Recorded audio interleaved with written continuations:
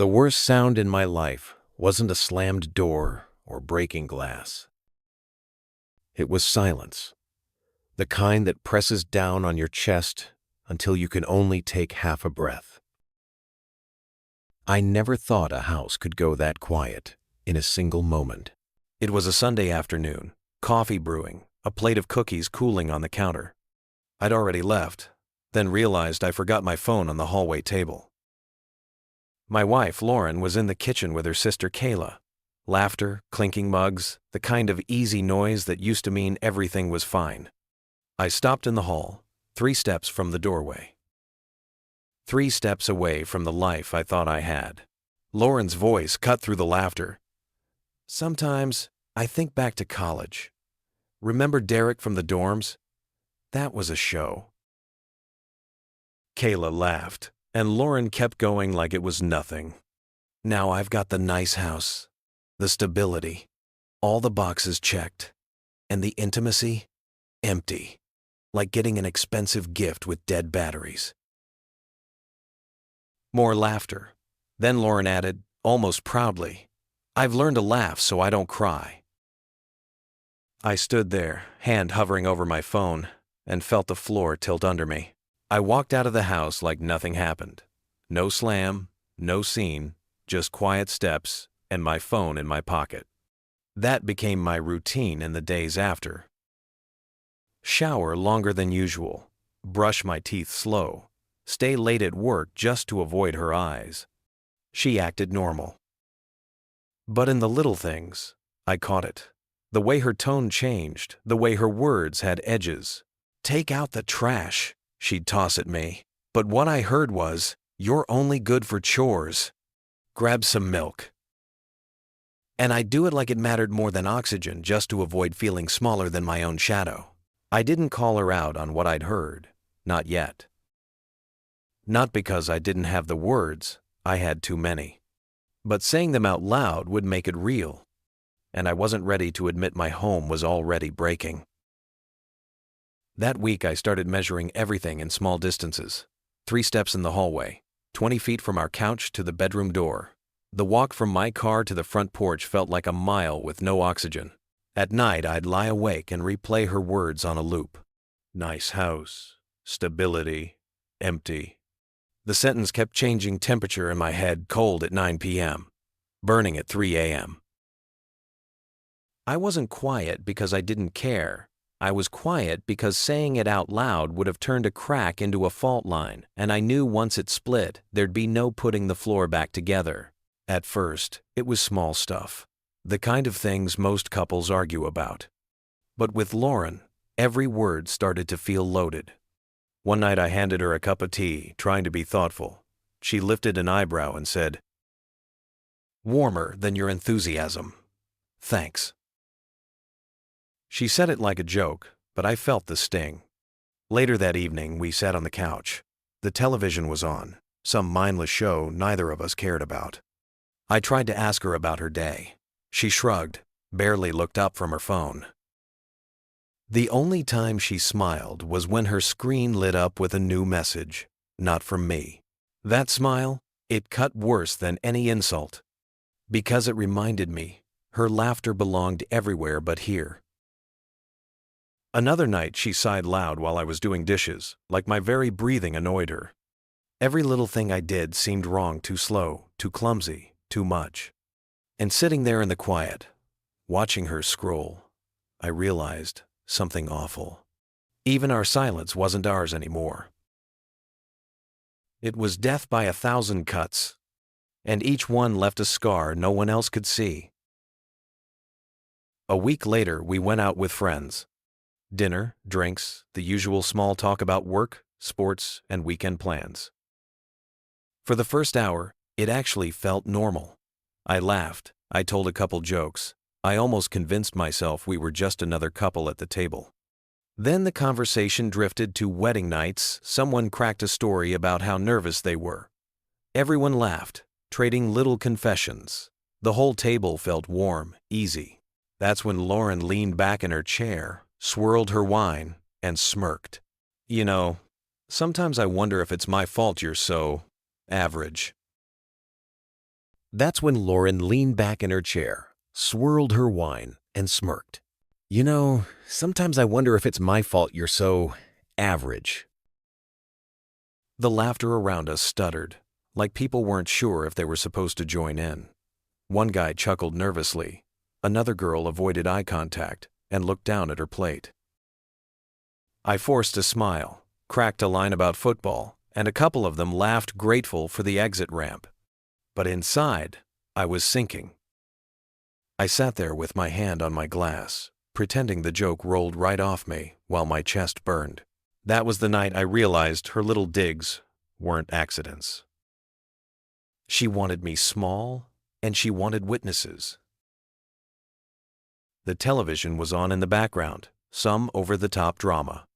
On screen, the guy was, let's just say, a little too enthusiastic in the bedroom. Half the table burst out laughing. Lauren leaned back in her chair, grinned, and said, "Well, some guys get creative, and some just end up watching TV." Everyone laughed again. I laughed too, because what else was I supposed to do?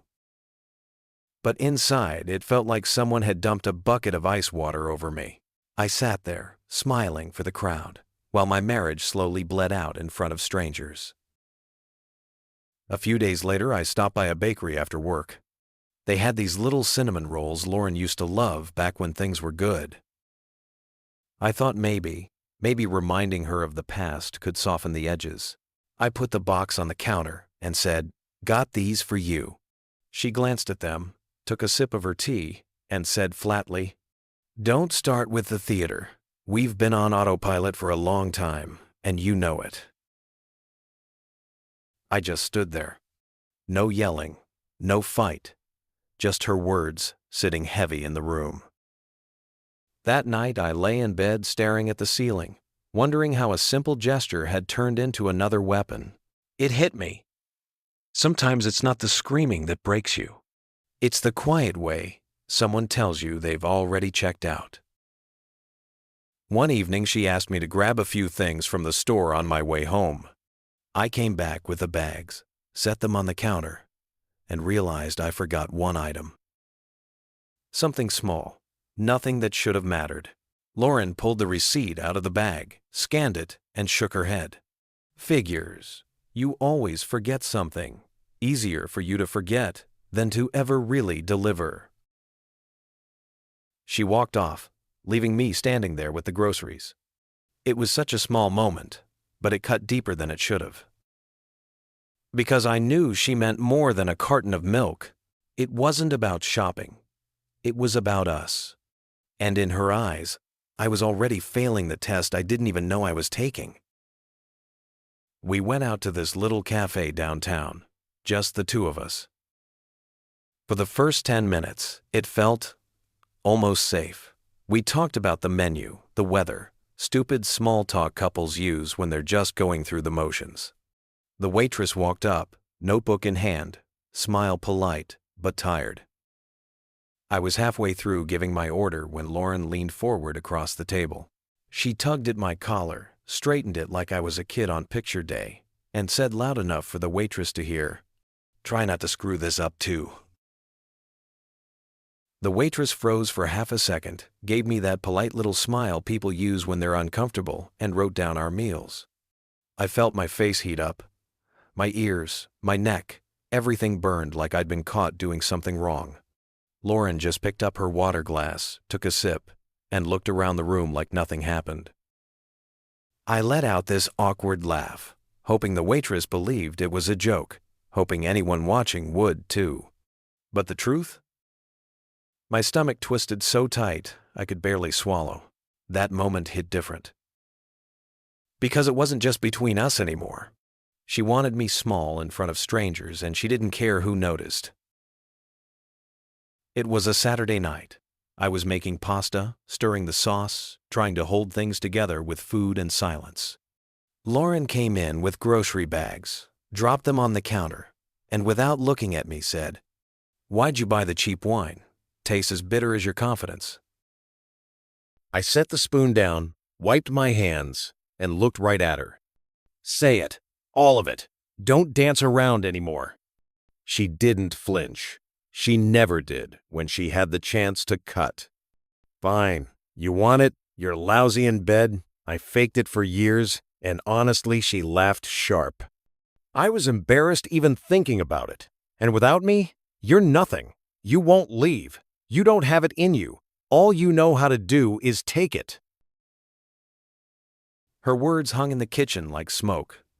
And in that moment, something inside me snapped. Not loud, not violent, just final. I walked to the bedroom and pulled out a suitcase. The zipper's sound was louder than her voice behind me. One shirt, then another. Jeans, socks, shoes. I wasn't packing clothes. I was packing years of swallowing my pride. Every folded shirt was a memory. The vacation we barely enjoyed. The dinners where she rolled her eyes more than she smiled. The nights I told myself, maybe tomorrow will be different. She kept talking from the kitchen, that same cold tone, sharp and steady. But her words were already background noise. For the first time, I realized I didn't need to listen. Shoes on, keys in my pocket. I stopped at the doorway and looked back at her one last time. "You were supposed to be my person. Instead, you turned into my sentence, and I don't accept it." The door clicked shut behind me, and the silence that followed wasn't hers anymore. It was mine. That first week on my own was rough. The apartment was cheap, the kind you get when you've got nothing but a credit card and a couple bags of clothes. One chair, a wobbly table, a mattress on the floor that smelled like it belonged to someone else. The fridge, half a loaf of bread, bottled water, and mustard packets I didn't remember buying. The silence in there wasn't like the silence with Lauren. Hers was heavy, like punishment. This one was just loud, empty, but mine. Mornings felt strange at first. No footsteps in the hallway, no sarcastic comments while I buttered toast. Just the sound of the coffee maker sputtering, and the light coming through thin curtains. And somehow, even in that tiny kitchen, it felt bigger than the whole house I'd left behind. So, I started running. The first time out, I barely made it 10 minutes before my lungs gave out and I bent over on the sidewalk, gasping. But I went again the next day, and the day after that. Each morning I pushed a little further. Each morning it hurt less. I joined a small gym down the block. Rusty weights, mirrors with cracks, posters of athletes from the 90 seconds. Didn't matter. What mattered was that I could look in the mirror and not see a man beaten down. I saw someone trying again. There was something holy in that pain, legs burning, chest heaving because it was mine. And it meant I wasn't finished yet. I cleaned up, got a haircut, bought shirts that actually fit. At work, people joked I looked younger. They didn't know the truth. I wasn't younger. I had just stopped aging next to someone who drained me one sarcastic comment at a time. Most nights I ended up at this little coffee shop on the corner. Same order every time. Black coffee, no sugar. The barista, dark hair and bright eyes, always remembered. "The usual?" she'd ask. Her name was Marta. She remembered people by their drinks. She remembered me by my silence. One night she slid the cup toward me and tilted her head. "You ever drink it any other way?" she asked. I shook my head. "No, bitter feels, honest." She laughed, light and easy, like music I'd forgotten existed. And I realized not every laugh had to cut. Some could actually heal. The texts started a few weeks later. At first, they were sharp. "Where are you? We need to talk." Another one. "So you think ignoring me makes you the bigger person?" I stared at the screen, thumb hovering, but never typed a word. Not because I didn't feel anything.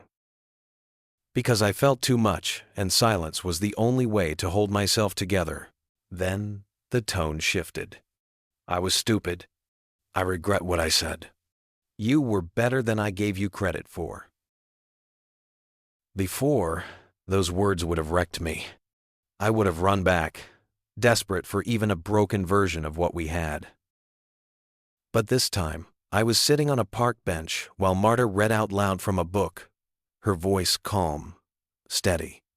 I didn't even care what the story was about. I just liked the sound of her being near. My phone buzzed while she was reading. I flipped it face down. Another buzz, then another. The screen lit the table like a lighthouse, and for a second the old version of me wanted to swim toward it. I didn't. I watched Marta trace a sentence with her finger and smile at a line she liked. No performance, no edge, just a person sharing a page. When I finally looked at the messages, my thumb hovered over reply until it stopped shaking. Then I locked the screen and slid the phone back, screen down. Not out of pettiness, out of self-respect. Meanwhile, Lauren was unraveling. I heard through friends she wasn't herself quiet, drinking too much, losing that edge she used to sharpen herself on. And for the first time in years, I didn't feel guilty about her spiral. It happened on a random Tuesday. I was walking down the street, 2 coffees in hand, one for me, one for Marta. The sun was out, traffic humming, just another ordinary day. And then I saw her, Lauren. She stepped out of a store, a shopping bag dangling from her hand. The moment her eyes locked on me, she froze. Her face changed in an instant. First, surprise, then anger, then something softer, regret, maybe even shame. Her mouth opened like she wanted to say something. I could see the words forming, fighting to get out. For years, I would have stopped. I would have given her the chance to explain, to twist me back into knots. But not this time. I just gave a small nod, steady, calm, and kept walking. I didn't look back, but I didn't have to. I knew she was still standing there, frozen on the sidewalk, watching me leave with 2 cups of coffee in my hands. She was alone, and for the first time, I wasn't. That's when it hit me. Sometimes the cruelest thing someone gives you is also their greatest gift. Because it forces you to grow. It makes you strong enough to walk away. And as I turned the corner, I realized something else.